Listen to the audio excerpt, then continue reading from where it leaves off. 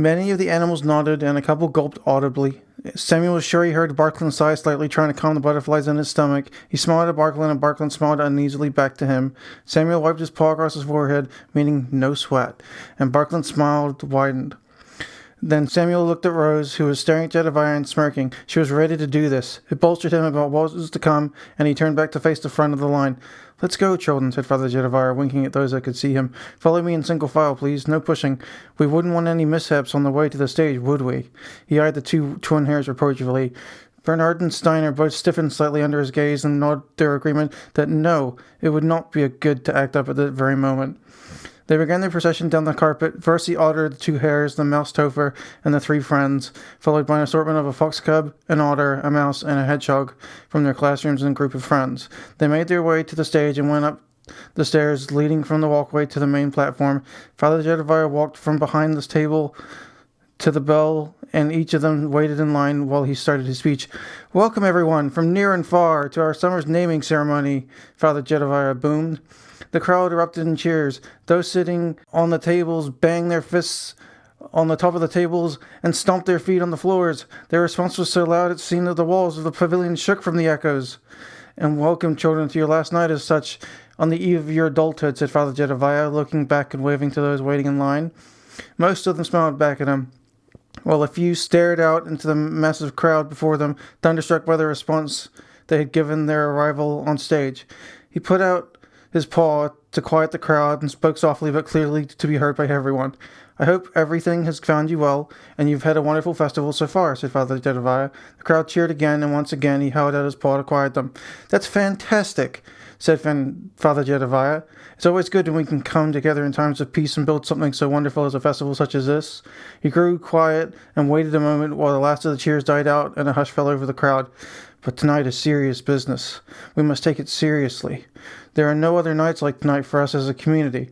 We must make sure that each of our children is equipped for their lives' battles and that they are ready to become part of the community once they return. Otherwise, our community would fail in generations. And who would be there to drink all that fantastic deep root ale?" he exclaimed, pointing towards Barkland's parents sitting at the table by the edge of the stage. Laughter chorused from the crowd and quickly quieted again. Father Jedediah moved to the bell and rang it once. "Once for those that have come." He rang it again. "Once for those that have left us." He struck it once more. "And once for those that have yet to join us," said Father Jedediah. Italy beamed at the mouse. "That could be me," she thought to herself, and smiled all the wider. "So let's get the ceremony underway. Each of you 12 have reached the age where you will be expected to reach adulthood shortly. We know this of you and expect it of you if you plan to be a part of our community. You all know that," said Father Jedediah. "Yes, we do, Father," responded the 12 in unison.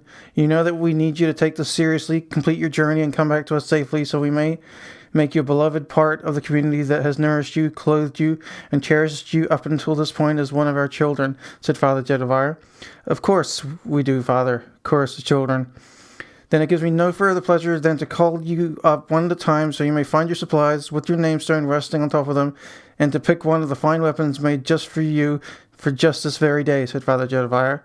He began to call out the names of those lined up. "Topher Nightgale, if you please," said Father Jedediah, and he pointed one claw towards the field mouse. Topher stepped forward. "Please find your weapon and namestone and take your supplies," said Father Jedediah. The mouse walked out from the line of animals and came over to the tables where the weapons were laid out. He walked by the badger-sized weapons that were far too large for him, through the ranks of shrinking weaponry all the way to the mouse-sized variations. He paused at the staffs laying there on top of the table and began to reach out for one. Rose's heart caught in her throat, and she stiffened as his paw came close to the one she was sure was just a little longer than the others. His paw went back to his side, and instead he moved to the bows and arrows and picked up a curved bow that fit his paw and a quiver full of arrows. "I choose the bow," said Topher, "so my enemies may never reach me." He walked over to the supply sacks and saw the one of the smaller ones had a stone resting on it with his first and last name written on it. He put the stone in his pocket and placed his arms through the sack straps and picked up the sack itself. He walked back to Jedediah and smiled at him. Jedediah smiled back. "A worthy choice, young mouse," said Father Jedediah. "Please go and stand at the edge of the stage," said Father Jedediah, pointing to the farthest corner of the stage in front of the tables. A plump field mouse, Topher's sister, yelled out from the crowd, "Good choice, Toph!" And Toph beamed at her. And back at the crowd, as it erupted again, imploring his choice. Once the crowd died down, Father Jedediah struck the bell. "Welcome to your naming ceremony, Topher. We hope to see you back shortly and pleasantly traveled," said Father Jedediah. The crowd cheered again. The bell rang 3 more times before it was Rose's turn. Father Jedediah brought her out in front and someone whistled. A high-pitched squeal. Rose was sure it was her mother, as she would whistle like that to get her attention time and time again when she was bored or absent-minded while working the dough. She scanned the crowd and couldn't see her. The lights from the stage were too bright to see anything but themselves up on stage, and the flickering flames from the pavilion walls in the distance, and the faint shadows they cast upon the walls themselves did not illuminate the crowd well at all. "Hello, Rose Tinderflint. Are you ready to pick your weapon today?" asked Father Jedediah. "Yes, I already know which one I want. I want a staff, something to keep my foes at body's length from me while still able to land a blow when needed," said Rose. "It's a good choice for a mouse," said Father Jedediah. "Very level-headed of you. Please choose your weapon and find your naming stone and gather your supplies. You have many ventures ahead of you." Rose beamed at him, and he winked back at her. She walked directly over to the staves and found the one that Samuel had made her. It was of a hard and dark ebony wood, and the fittings truly were rose gold. She even saw how he had inscribed her name on the handle of it in lovely script reminiscent of her own handwriting. She placed her paw around it and held it aloft. It was perfectly weighted in the center of her paw and felt as light as a fistful of feathers. She held it out for the crowd to see, the light of the stage glinting off of the rose gold end caps of the staff. They cheered for her. She moved towards the edge of the stage where the supplies were and found her name inscribed on a rock near the end. She put the pack of supplies on her back and headed to the stand next to the 2 twins' hares, who had both picked swords like they had said they would, and the otter with his bow and arrows, all 3 of which were smiling smugly toward the crowd, high from the collective excitement they all felt. She held the staff in her paw, giddy from the applause from the crowd, and rested against the floor, seeing if it could support her weight. It could easily. It was perfect. Father Jedediah rang the bell again. "Welcome to your journey, Rose Tinderflint," said Father Jedediah. He called on Samuel, who picked the sword as his weapon of choice, and came to stand next to Rose. The bell rang out. Rose poked him gently with the staff and mouthed the words, "Thank you," to him. He blushed and smiled at her. "No problem," he mouthed back. She smiled back. Next was Barklin, the badger, who stood over the mouse by such an extent that Father Jedediah asked him to hunker down a bit before asking him to pick up his weapon. He took his time deciding upon his choice and settled for a bow and arrow set so that he didn't have to see his foes fall.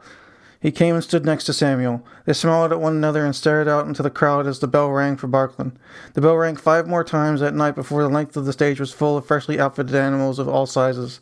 Father Jedediah walked behind them and spoke.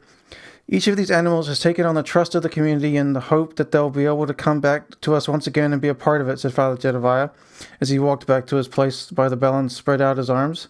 "We'll gladly hold out our arms for your safe return, and may each and every one of you have a safe and magnificent journey ahead of you." The animals bowed their heads slightly, as it was the best they could do while carrying their packs on their backs. The crowd erupted in marvelous applause, and there was much table-thumping and foot-stamping. The pavilion echoed into the night.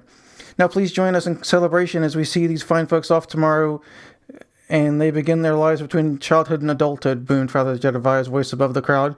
The massive animals relished every word, and those on stage began to move themselves off the stage in single file towards the open spots of the tables below. Father Jedediah moved behind them and sat at the end of the progression and the second table's edge. There was already a mug of ale waiting for him. The food came out, and the party started. The 3 of them were all sitting together at the edge of the first table. They each had their supplies between their legs and their weapons safely across their laps, except for Rose, who had tied a small piece of rope around the staff and had swung it over her back. She had already been prepared. They sat at the great table and enjoyed a lovely meal of parsnips and potato stews, and pies and cream buns, and even the occasional sip of ale from the party-goers and well-wishers that swarmed them with congratulations and recommendations of what it was to take with them on their trip and what to do if they should encounter a bear or the mystical rams of Nazarene in the forest between Merlin's tomb or a giant lizard on their travels.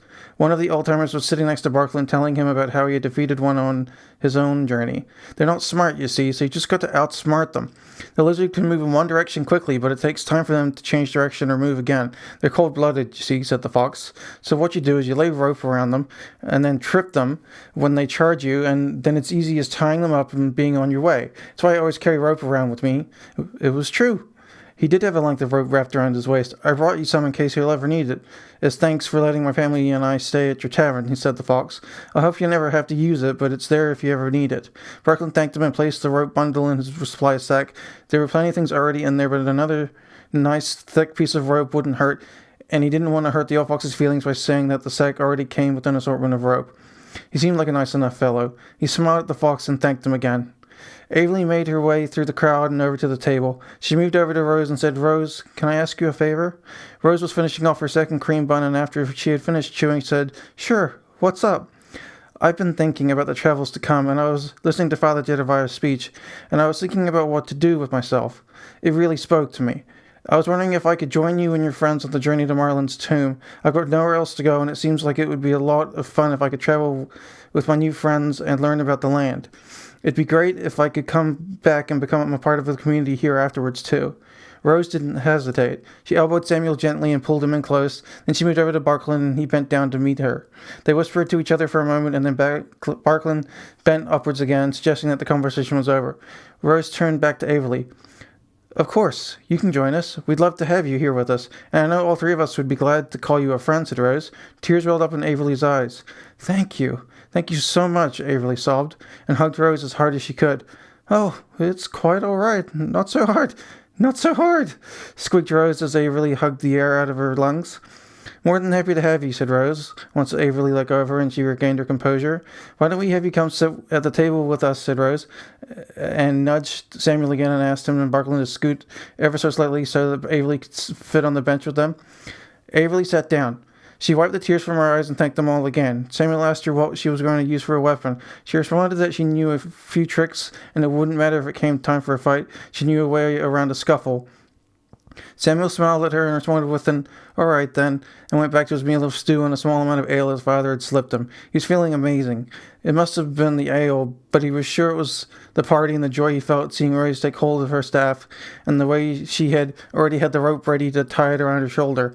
He was in love with her, and he knew it, and it made him feel like the best thing in the world. The four of them made merry and ate well into the night, with attaboys and attagirls coming from every conceivable direction for hours on end. It was heartwarming and extremely tiring. As the night raged on and each became more tired, they decided they would each call it a night and go back to their houses and get plenty of rest for the next morning's hike. They wanted to make it there before any of the other groups or pairings decided to do so, and agreed to meet at the eastern gate at morning light to get a jump on the traveling companions that chose to party late into the night. Barklin spoke to his parents upon hearing that Avery had nowhere to stay that night, and they agreed to house her until the morning so that she could get a good amount of rest. That decided upon, they each got up to leave, thanked those that tried to stop them, and made their way out of the market square towards their homes. It wasn't long before they were each in their beds listening to the party as it still continued onwards until the dawn. They were all fast asleep before then, though, and were all woken early in the morning by the sunrise and their need for adventure. Avery woke up with the morning light as she was used to. She was in a large bed, much larger than she was. It was also much softer than she was used to as well. Better than the cramped caravan bunk, she thought. She wondered if Valderon knew where she was, or if he even cared, and she stretched out to her full length in the bed, splaying the cozy comforter over her legs and off the edge of the bed. She lay like that for a moment, just enjoying the feeling of being in a comfortable place for the first time in ages, and dozed slightly for a few minutes. She was awoken again by Barklin knocking on her door, asking her if she wanted some breakfast before they headed out to meet Samuel and Rose at the eastern gate. She readily agreed, and they sat down at a small meal of warm porridge, spiced with nutmeg and sprinkled with currants, and toast with fresh whipped butter. They drank piping hot peach mint tea with their meal. Avery thought herself in heaven. Everything was so much better than it had been the days and months before, and she couldn't wait to get into the journey with them. They wouldn't have to stop off at the tavern's larder to fill up her supply sack, but Barklin assured her it was open to the wolf, no questions asked. "I vouched for you with Mum and Dad," Barklin said, "so it shouldn't be an issue with you taking whatever you'll need for the 2 weeks' travel. You can use my old satchel as your traveling bag, and we can fit you out with the same supplies we all have from the extras at the smithery. Samuel is going to bring it with him, so we don't have to spend all morning traipsing all over town before leaving." Barklin finished his porridge and moved on to his toast, grabbing a jar of blackberry jam and smearing it over the buttered toast. He took a bite and smiled gratefully. Avery thanked him for the bag and assured him she would be ready to go straight away so as not to keep the group waiting. She wolfed into her porridge to catch up to Barklin. "Slow down," said Barklin. "You don't have to match a badger's hunger. Our spoons are bigger than yours to boot." He laughed around a mouthful of jam-covered toast, took a sip of his tea, and swallowed the mouthful. "I've just got to go get my books, and we can get on our way once your meal is done," said Barklin. He moved back to his room, and Averly could hear the badger rummaging around his room and the thump, thump, thump of books hitting the soft bed. She worked on her breakfast quickly and was done before he came out, her stomach happily full, and the smile on her lips was just as large as the weight in her tummy. I'm ready to go when you are, Barkland, said Averly, and meant every word of it. Great. And you can call me Barky if you like, said Barkland from inside his room. It's what all my friends call me. Gee, thanks, Barky, said Averly, smiling. No problem, replied Barkland. He emerged from his room with the green satchel of books wrapped around his shoulders and a much larger blue satchel for Averly. He tied one end of it in a knot to make it small enough for her to carry and handed it to her. She wrapped it around her shoulders and cinched it tight. It felt good resting between her shoulder blades. So what books are you bringing with you on that trip? Asked Averly curiously. Oh, I'm reading a few of them at the moment, but I thought a history of the lands around the area would be useful, and it has been mightily interesting up until this point, if I'm being honest. Also, a small book on the flowers and nuts we can eat while traveling, as well as a field handbook on combat wound dressing to supplement the supplies we were given, and a fantasy book about Marlin's conquest of the pirates of Rudani from before her travels and founding of Mistlehop. It seemed only fitting. I was going to bring an abridged weaponry book so I could also learn about the weapons others use, but I had to limit myself to 4 books as I likely won't have much time to read them all before we come close to camp for the night, but 4 seemed like a reasonable amount for a fortnight's trip.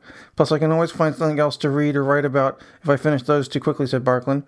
Averly was impressed. She always was when someone else was so openly displayed their passions. She couldn't read very well herself and always thought that it was neat when someone was so open about their enjoyment of books. She read slowly, but the 2 books she was able to hold on to in the caravan provided her with much joy when she reread them. She decided she liked Barkland very much. May I read them when you're done with them? Asked Averly. Barkland perked up. Of course you can, said Barkland. That would be great, because then we could talk about them together when you're done. Averly liked that idea very much and said, lovely. I'm a slow reader, though, so it may take me a while to finish just one of them. Barkland didn't care. He was just glad someone else shared his love of reading and said so. They smiled at one another, their friendship blossoming. They moved down the hall to the stairwell, Barkland locking the door behind him once again, and made their way to the stairs to the tavern's main floor. Lizzie and Blake were waiting for them at the door. They both hugged Barkland. It's hard to see you go, my boy, said Blake. We've waited for this for so long, and now it's finally happening. There were tears welling in the corners of his eyes.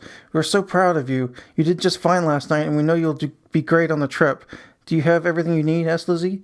We have to go and make sure that Averly has all the same supplies as us, but other than that, I think we're ready to get going, said Barkland.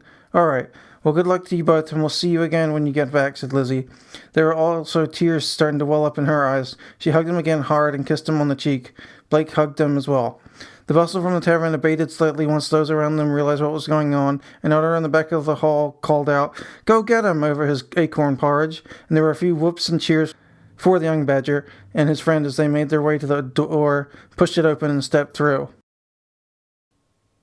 They made their way across the town, down through the market, and over the bridge leading to the eastern gate. They found Rose and her mother waiting for them. Janice was doting over Rose as Barkland's parents had just been over him, and he and Averly smiled as they came up to the pair.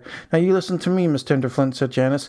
"Don't go having too much fun and getting lost on your way through the forest. It can be a scary place to be alone in, and it gets dark early in the day from all the tree cover. Plus I've heard there are wild animals that live there." "Oh, Mother, there's nothing like that in the forest. It's been clear for decades. We'll be fine," responded Rose, embarrassed by Janice's motherly display. I know. I just wanted to make sure that you watch out for yourself and your friends while you're gone, and make sure that nothing bad happens to one another while you're traveling. It would be the death of me if something ever happened to you, you know," said Janice.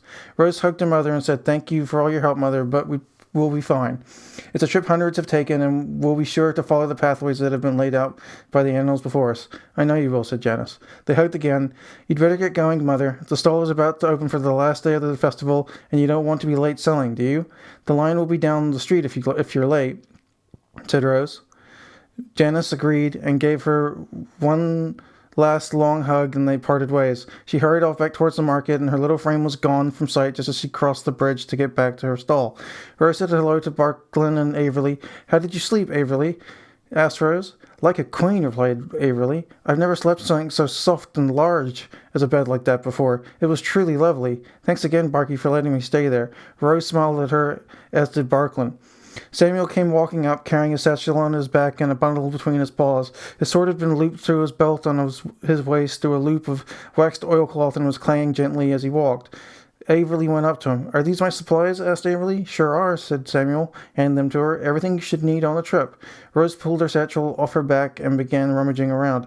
"Oh, I've got something for you too," said Rose, and pulled out a small bundle. "Mother made these for us last night so we would have something nice to eat on our first meal outside the walls of the town." She opened the little bundle and revealed 4 sweet fruit tarts. "She only ever makes these for special occasions," said Rose. Averly took off her supplies satchel and took the supplies from Samuel, who instructed her on what each item was and what it was good for. Rope, a tent for sleeping, a blanket, and a bedroll for keeping warm, and even a rain slicker in her size to keep dry if it rained. Not to mention a tinder kit and a few herb poultices if there's a sprain, and some bandages and ointment if there's something more serious than that. There was also a small weatherproof oilskin bag for her food so that she could keep it dry in case her bag got soaked. She thanked Samuel for carrying them all that way, removed the food supplies from her bag, placed them in the oilskin sack, and cinched it. Then she placed them all gently in her bag and cinched it up tight again and put it back on her shoulders. She was ready to go. "Well, I guess this is the last time we'll see this place for a while. Is there anything we need to do before we go?" asked Samuel. They looked at one another and nobody said anything for a while. "Right then, let's get on with the adventure," exclaimed Rose. They moved through the eastern gate's small wooden doorway, passing through the low stone wall and out into the path leading out of town.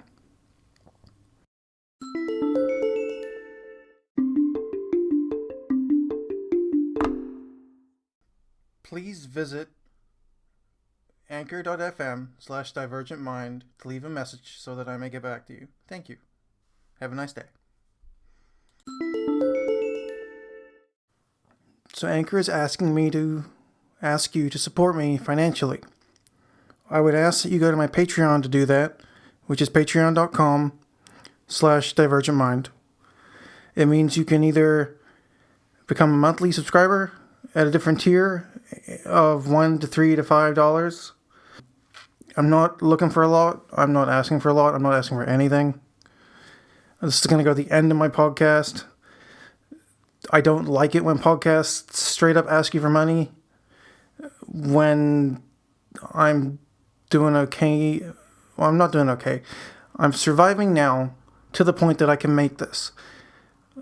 I would love to be able to make improvements to this by, say, getting... So basically, I'm running off an iPad, and I would like to improve it by getting different things that would make it better. Maybe some headphones that monitor output, or a better mic, though the mic I got was from JWife, so I might not even use the better mic. You know what I mean? It's all about whatever I need at the time, but really it's just to get healthy again, because I'm currently over 300 pounds and I don't want to die that young. I would really like to be able to afford some vegetables so I can go back to my vegetarian diet, because being this big sucks. And I'm happy to sit in a chair all day, but I really got to walk my butt off, literally. So that's what the money would be for. It would be for healthy food, because I can't afford it. I can afford ramen and pasta and rice and beans, but I can't live on carbs, because that's how you get this big on antipsychotics. Junk food and carbs, which is just cheap and plentiful around me. So I would like to leave my house and just lose some weight. And to do that, I would like to go to the store and buy some vegetables, please. But you don't have to do anything. I'm not asking you to. I'm not begging. I'll figure it out on my own. Much pleasure, Jay.